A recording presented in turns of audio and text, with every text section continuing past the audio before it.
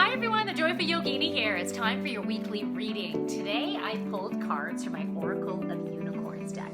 I love these cards. They just feel childlike, magical, mystical, fantasy. And I think it's really important for us to embrace that magical side of ourselves. We need to remind ourselves that we are magnificent manifestors or generators. We can create what we want in this lifetime, and especially right now. We're all within a clean slate. And so the cards for this week, I'm hoping that they will inspire you to have a wonderful week and to look for indications that will help you to step into your power, embrace yourself for who you are, and to love all of that you are. Now, the first card that I pulled is support. I'm going to try to show you without an angle or without a glare. There we go. You can see there's a woman on the wing of the Pegasus, and she looks safe. She is supported. She can trust in where she is and where she's going. She's in total calm and peace. And the key words, I was looking for my glasses here, the key words on this are, the key messages are: ask for help, get more rest, and nurture yourself. So this reminder is that this is my belief, and you can take it or leave it, but for me, it really helps me to feel safe and to know that there's some people out there that have my back. So I believe we each have our own team, our own spiritual team of angels and guides that are there to support us through thick and thin, no matter what. And all we need to do is ask for their help, ask for their guidance, ask for their love. When we feel like we need extra support, we just have to ask, and then listen for the signs. And the signs can come in so many different ways. We can get messages through our dreams. We can get messages through what other people say to us, through songs, through conversations that we overhear, through animals that we end up seeing. We can get messages in so many brilliant ways. And that's your supportive team there helping to guide you. And it's also your higher self. We all have this higher self that is our soul. It's who we are, that is connected to source energy and has all the knowledge of everything that we've gone through in this lifetime and all of our lifetimes. So we have an amazing resource out there. So trust in that. Give yourself lots of love this week as well. So part of this was nurture yourself. Make sure you get the rest that you need. Speak kindly to yourself. That is so important, to be watching your thoughts and the way you talk to yourself. Talk to yourself as if you are a beautiful, innocent child that simply needs to be guided with love. You deserve that. So please help to guide yourself in that way, and trust wherever you're at right now is somehow perfect. And if you look back at everything that you've gone through, you've gotten through it all, and you will get through this as well.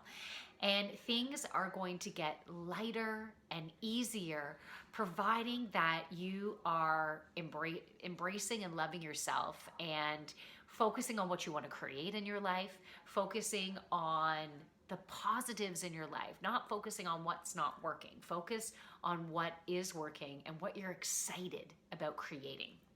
So the next card that we got is Polarity.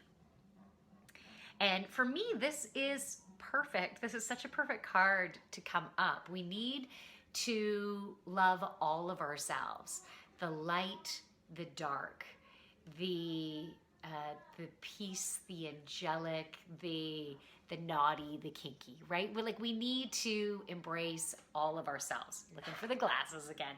The key message on here is integrate your shadow side. There can be no light without dark. Understand the law of polarity. So we do need to have the yin, the yang, the masculine, the feminine, the dark, the light. It's all important. And I know there's certain aspects of myself that I used to really fight against, because I thought, well, I don't want to be like that person. Thinking about certain family members, I don't like that aspect of them, and I don't like that aspect of me. I started noticing as that would come up within me. But it's all a part of you. of me, and we need to embrace that light, that dark. I even, yesterday, this is a bit personal, but yesterday I was inspired to take some sexy pictures, sexy pictures of my legs, and I was feeling like this is kind of naughty, like should I be doing this? It's just feeling that darkness, even though it's not necessarily darkness, but feeling that side that I was thinking was not necessarily okay. And I noticed that. And that card, pulling this card today, helped me to reinforce the noticing, the acknowledgement that I do have those thoughts that come up where I don't fully embrace myself. But all of that is a part of us. We need to have all of that. And even just by having this card, it might help us to change our perspective about things. Maybe we have a distorted perception of certain characteristics or desires that we think are not good. But in fact, maybe they are. Or in fact, maybe just used in a certain way can be brilliant for you. So this whole week, think about when that comes up. Pay attention to your thoughts, and maybe you can change your perception about certain things in your life. All right, the third and final card is Goddess. Goddess. So this is embracing our inner feminine. And the message on here is honor your divine feminine energy. See your inner beauty. Love every part of you. Isn't that beautiful? And I love this card. I just think it is so beautiful. The artwork on these cards, just fabulous. So that feminine side within you is your femininity is where you bring in your abundance. It's where you've done the work and now you're in the receiving mode. So you allow others to give to you. You allow the energy and the abundance to flow in. This is where you're nurturing yourself. You're loving yourself for all that you are. And so this week, I even want you to dress as if you are the sexiest person around, okay? I want you to love all of you and look into the mirror this week and admire the things that you love about yourself.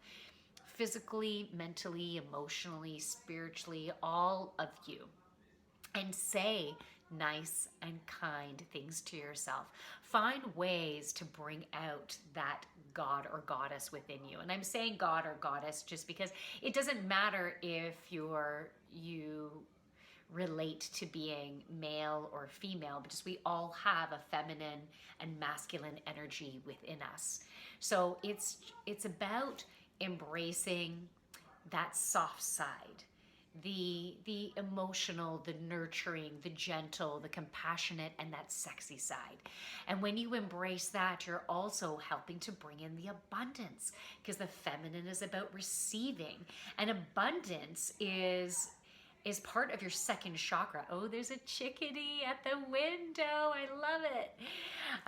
So your second chakra is your joy center, your creativity, your fertility, your sexuality, and your abundance. So you want to delve into that sexy, okay? Delve into that sexy god or goddess, however you want to relate to that.